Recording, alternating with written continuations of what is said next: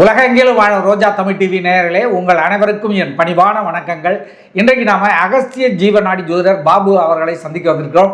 இன்றைக்கு என்ன மாதிரியான கணிப்புகளை வழங்க இருக்கிறார்கள் என்பதை பற்றி கேட்போம். வாங்க சார். வணக்கம். வணக்கம் வணக்கம் ரோஜா டிவி நேரில் கோடான கொரியர்ஸ்லிக்கும். இன்னைக்கு அகஸ்தியர் என்ன சொல்றாரு பார்ப்போம். அடுத்த வாரம் ரொம்ப குழப்பம் இருக்கு. ரெண்டு நாட்டோட பிரச்சனையில் ஒரு பிரச்சனை, ஒரு நாட்டுக்கு சண்டை வர்றதுக்கான வாய்ப்பு இருக்கு. அந்த குழப்பம் சடனாக தொடங்கிச்சுன்னா அந்த சண்டை வர்றதுக்கு வாய்ப்பு இருக்கு. அது வந்தால் 2-3 நாடுகள் உடனே பிரச்சனையை எழுப்பிக்கும். அந்த பிரச்சனை இருக்கு. அப்படி வந்ததுன்னா இந்தியாவிலேயே எல்லையில் பிரச்சனைகள் ஏற்படும். அடுத்த ஸ்டெச்சில் 2-3 இடத்துல எர்த்குவேக் வரும். அதே நேரத்தில் குஜராத் இல்லைன்னா டெல்லி, சென்னையில் லேசாக அப்படியே ஷேக் ஆகிற மாதிரி தெரிஞ்சு நேராக ஒரு முஸ்லீம் கண்ட்ரி, ஒன்று ஒரு யூரோப் கண்ட்ரி, அது இல்லாமல் இந்த ஜப்பான், இது சம்மந்தப்பட்ட இடத்துல சடனாக 2 இடத்துலையும் மாறி மாறி எர்த்குவேக் வரதை பார்க்க போகிறோம்.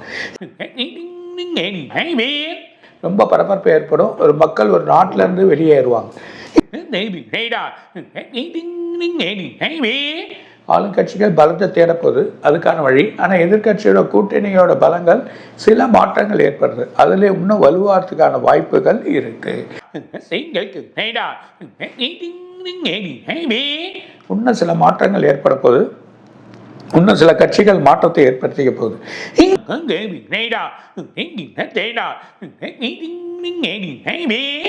அமெரிக்காவோட வளாகத்தில் ஒரு பெரிய வெடி, ஒரு பெரிய பிரச்சனை ஏற்படும். அங்கே ஒரு பிளாஸ்டே இருக்கு. பர்டிகுலர் இந்த கலிஃபோர்னியாவில் ஏதோ ப்ராப்ளம் இருக்கு. ஒரு அதிபர் பிரச்சனையாவார், இன்னொரு அதிபரை சுற்றி வளைச்சிருவாங்க.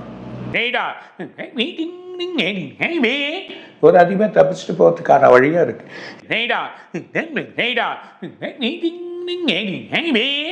ரெண்டு நாட்டில் பெரிய வெள்ளம் ஏற்பட போகுது. அது இல்லாமல் நார்த்தில் பெரிய மழை இருக்குது. வெப்பசலனத்தில் பெங்களூர், பாம்பே, நார்த் மிகப்பெரிய மழை காத்திருக்கு. வானிலை ஆராய்ச்சி வெப்ப சூடு நிலைமை துவங்கிடும். இந்த பிப்ரவரி ஆராய்ச்சி நிலையில் வேறு வழிகளை சொல்லுவாங்க. ரொம்ப சீக்கிரமாக இந்த வெப்பங்கள் வரத்துக்கு வாய்ப்பாயிடும். ரொம்ப அதிகமான வெப்பத்தை கக்கக்கூடிய நிலைமை இருக்குது. மிடில் ஈஸ்ட் கண்ட்ரி, யூரோப் இல்லைன்னா எங்கன்னா ஒரு முக்கியமான கண்ட்ரிலையோ இந்த வெப்ப மழைகள் பெய்யறதுக்கான வாய்ப்பு இருக்குது. ஸோ வெப்பம் மணல் போல் சேர்ந்த ஒரு மழை வந்து மிகப்பெரிய அளவில் வெப்பத்தை கடுமையாக்கும். முக்கிய ஒரு அதிபர் போகக்கூடிய ஒரு ஃப்ளைட்லேயே ஒரு பிரச்சனையாகி அது தரையிறங்கிடும். அந்த மாதிரி ஒரு குழப்பம் ஏற்படுறதை பார்க்கப்போம். முக்கிய டெல்லியில் ஒரு பெரிய அரசியல்வாதி, அவங்களோட குழப்பம் இன்னும் பெரிய பிரச்சனையாகும். அந்த பேச்சு மக்கள் மத்தியில் மாற்றத்தை ஏற்படுத்தும்.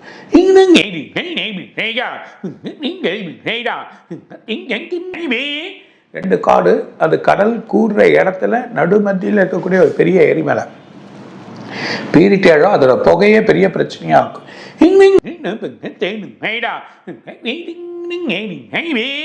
உலக நாடுகள் வர்த்தகம் இன்னொரு 10 நாள் ஒரு பிரச்சனையாகும்.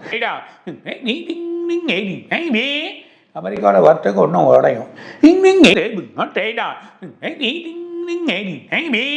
தங்க வெள்ளி கொஞ்சம் குறைஞ்சி திரும்பி ஏறிடும். எதிர்பார்க்காத சில மாற்றமும் ஏற்படுறதுக்கு வாய்ப்பு இருக்கு.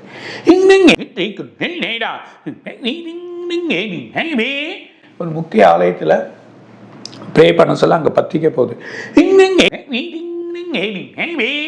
தமிழ்நாட்டில் அரசியல் 4 கட்சிகள் தனித்தனியாக நின்று அதுக்கான வழிகள் பண்ண சொல்ல 4 பேரும் கட்சியாக மாறும்.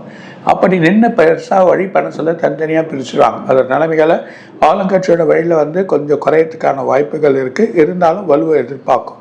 அதுக்கான நிலைமை இருக்குது. மற்ற கட்சிகளோட வழிகள் ஒரு கூட்டோடு அமையக்கூடிய நிலைமைகள் எதிர்பார்க்காம நடக்கிறதுக்கு வாய்ப்பு இருக்குது. அமெரிக்காவில் பெரிய அதிபராக இருந்தவங்க, ஒரு வம்சாவளியவங்க, அவங்களுக்கு பிரச்சனையாக போகுது. அது ஒரு குழப்பம் வரதை பார்க்க போகுது. இன்னும் வெளிநாட்டில் 2-3 அதிபர்கள் மாட்டுவாங்க.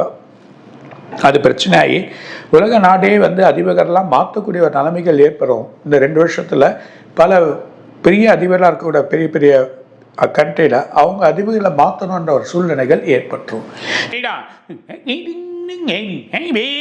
2 வழி. இன்னொன்று ஒரு ஸ்கேம் மாட்ட போகுது, ஒரு மிகப்பெரிய ஸ்கேம். இதில் எல்லாமே மாட்டுவாங்க நிறைய பேர்.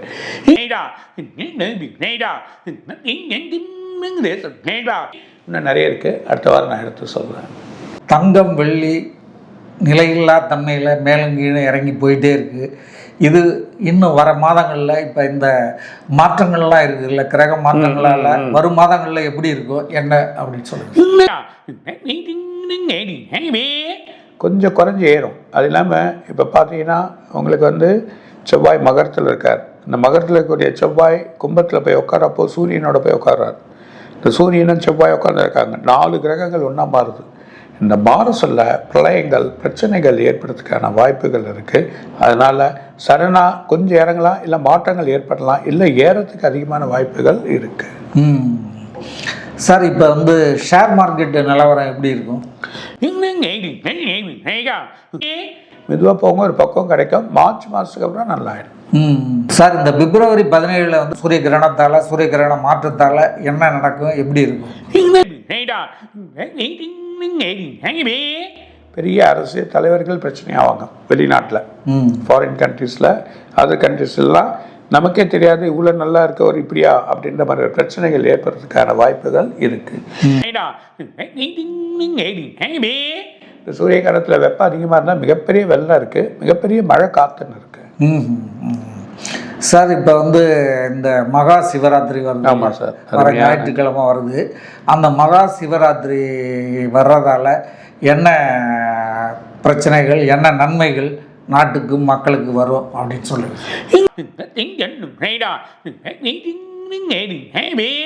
அதாவது சூட்டுத்தன்மை, அதாவது குளிர்ச்சியான நிலையை மாற்றி சூட்டுத்தன்மைக்கு எடுத்துன்னு போகக்கூடிய நிலைமை தான் இந்த மகா சிவராத்திரி. சயின்டிஃபிக் பிரகாரம் இந்த குளிர்ச்சியிலேருந்து சூடு தன்மை வரப்போது, அதில் தன்னோட உடலை எப்படி பாதுகாக்கக்கூடிய நிலைமை.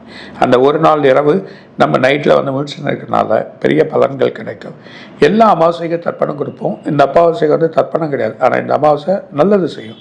இது ஒரு பௌர்ணமி போல். இதில் விஷயமாக நம்ம இரவில் முழிச்சிருந்து வழி பண்ணி தெய்வத்தை வழி பண்ண சொல்ல அந்த காஸ்மிக் எனர்ஜியோடு இருக்கக்கூடிய நிலை நம்ம உடம்புல படுறப்போ நமக்கு இன்னும் ஆயுள் விருத்தி, உடல் நோய்கள் குறையிறது, மனசு சுத்தமாகுது, இன்னும் வீட்டோட பிரச்சனைகளை தீர்க்கக்கூடிய நிலைமைகள். கிரகச்சாரங்களோட வழியில் இருக்கிறதுலாம் கிரகச்சாரங்களை கொஞ்சம் தள்ளி வச்சு இதுக்கு வழிபாடு பண்ண சொல்ல நமக்கு நல்ல ஒரு சுத்தமான ஒரு நிலைகள் வழிகாட்டியாக இருக்கக்கூடிய நிலைமையாக இருக்கிறதுனால தான் இந்த மகா சிவராத்திரியை வழிபடுறோம். அதனால்தான் எல்லா மாதமும் வரக்கூடிய சிவராத்திரியோட மகா சிவராத்திரி வர்றது ஒரு பெரிய விசேஷமாக வச்சுருக்காங்க. மெயினாக பார்த்தீங்கன்னா திருவண்ணாமலையில் கிரிவலம் பண்ணலாம். அப்படி இல்லைன்னா எல்லா கோயிலும் நைட்டு ஃபுல்லாக போய் திறந்துருக்கோம்.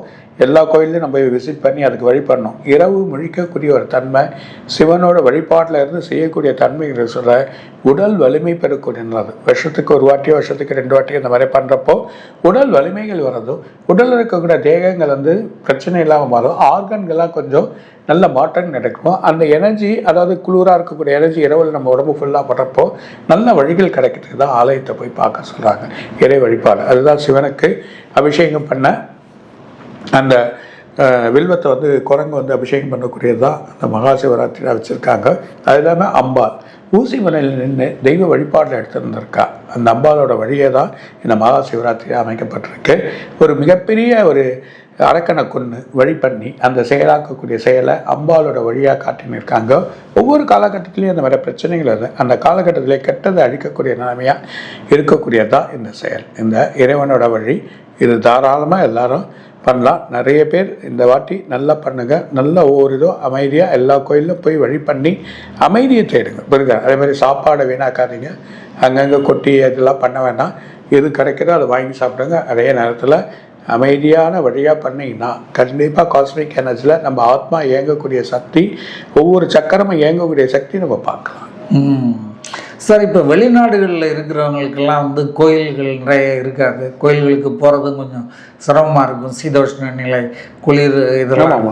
அவங்கெல்லாம் எப்படி சார் இந்த மகா சிவராத்திரிக்கு வீட்லேயே பண்ணலாம்?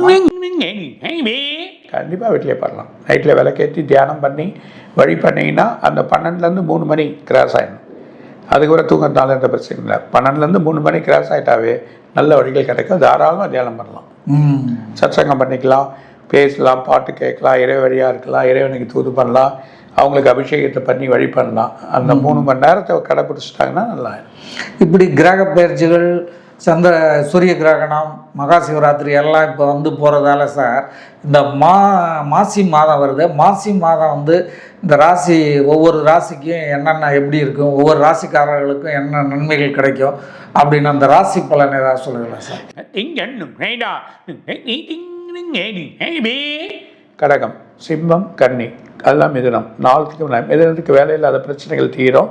அவங்க ரொம்ப கஷ்டத்தில் பணம் ஒரு வரவு வருது அப்படின்ற ஒரு நிலைமைகள் மாறக்கூடிய சன்மை அவங்களுக்கு மாறும். சிம்மத்துக்கு யோக நிலைமைகள் வருது, நிறைய வழிகள் கிடைக்குது, லாபங்கள் கிடைக்கும், பொருளாதார நிலையில் நல்ல உயர்ந்துடும் குரு பார்வை. கன்னிக்கு பல யோகங்களை வழி வரும், பல வழியான யோகங்கள் அவங்களுக்கு கிடைக்கிறதுக்கான வாய்ப்புகள், நல்ல பலன் அவங்களுக்கு. கடகத்துக்கு இப்போ தான் அந்த அஷ்டம சனிலேருந்து பிரச்சனையாக இருந்த கடகத்துக்கு இவங்க தான் அந்த மகா சிவராத்திரியை இன்னும் நல்ல வழி பண்ணாங்கன்னா நல்ல பலன்கள் அவங்களுக்கு கிடைக்கும். 4 அது இல்லாமல் மீனம், தனுசு, துலாம் 3 ரொம்ப கேர்ஃபுல்லாங்க. Health issues. தனுசுக்கு வந்து பொருளாதார தடைகள், பணங்கள், வேலையில் டிகிரேட் ஆகுது, புது வேலை தேடுறது. மீனத்துக்கு ஃபேமிலிக்குள்ளே பிள்ளைகள், பசங்க எல்லாமே ஃபேமிலிக்குள்ளே பிரச்சனைகள், கணவன் மனைவி ஒற்றுமை இருக்காது, மனசில் பிரச்சனைகள் ஏற்படும், எந்த ஒரு காரியமும் சீக்கிரம் நடக்காது. எதனா ஒரு விற்கணும் இடம், இல்லை பொருள் வாங்கணும், வழி பண்ண, இல்லை இடம் வாங்கி போனோன்னா லேட் ஆகும், பேங்க் லோன் வழி இதெல்லாம் பிரச்சனையாகும். இதுக்கான வழிமுறைகள் இருக்குது. மற்ற ராசிகள் நடுத்தரமாக இருக்குது, மற்றபடி பிரச்சனை இல்லை சார். இப்போ இந்த 2026 வருகின்ற சட்டமன்ற தேர்தலுக்கான தேதி விரைவில் அறிவிக்க போகிறாங்க. இந்த நேரத்தில் வந்து எல்லா கட்சிகளுமே பரபரப்பாக இயங்கிட்டு இருக்கு. நீங்கள் சொன்ன மாதிரி 4 அணியாக நிற்கும் போல் தெரியுது. இதில் 2 அணிகள் வந்து இப்போ ரொம்ப சுறுசுறுப்பாகவும் வேகமாகவும் வேலை பார்த்துட்ருக்காங்க.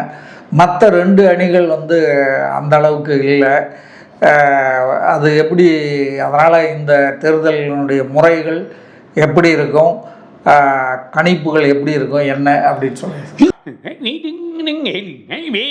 சப்போஸ் தனித்து நின்றுட்டாங்கன்னா அதாவது வழி வந்துடும். கூட்டணி சேர்றப்போ, கட்சி அமைக்கிறப்போ நிறைய மாற்றங்கள் ஏற்படும். அது வரைக்கும் வெயிட் பண்ணுங்க. இந்த வாட்டி பெரிய மாற்றத்தை எதிர்பார்ப்போம் சார். இப்போ வந்து காகம் வந்து இறந்ததால் அந்த காகத்தினுடைய டெஸ்ட்டு அனுப்பிச்சப்ப அதுக்கு வந்து அந்த வைரஸ் பாதிப்பு இருக்குது அப்படிங்கிற மாதிரி சொன்னாங்க. அதனால் தமிழ்நாட்டில் ஒரு 8 மாவட்டங்கள், 2-3 மாநிலங்கள் கூட வந்து ஜாக்கிரதையாக இருக்கணும்னு சொல்லியிருக்காங்க. இதனால் வந்து பெரிய பாதிப்புகள் ஏதாவது வருமா என்ன அப்படின்னு சொல்லுங்கள்.